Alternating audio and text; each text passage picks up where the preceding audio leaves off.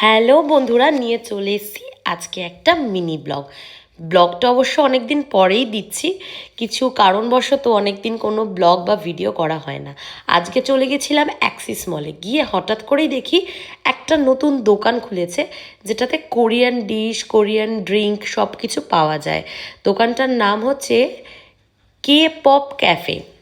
তো এখানে আমি মেনু কার্ডটা জাস্ট একবার শো করিয়ে দিচ্ছি। এখানে বোবা টি, তারপরে আরও অনেক ধরনের আইস টি পাওয়া যায়, আর কোরিয়ান কিছু ডিশেস পাওয়া যায় যেগুলো কোরিয়ান ফেমাস ডিশ। তো আমি এখান থেকে কিছু অর্ডার করে দিয়েছিলাম। যেমন এইটা ফার্স্ট অর্ডার করেছি, অ্যাকচুয়ালি আমি এর নামটা ভুলে গেছি।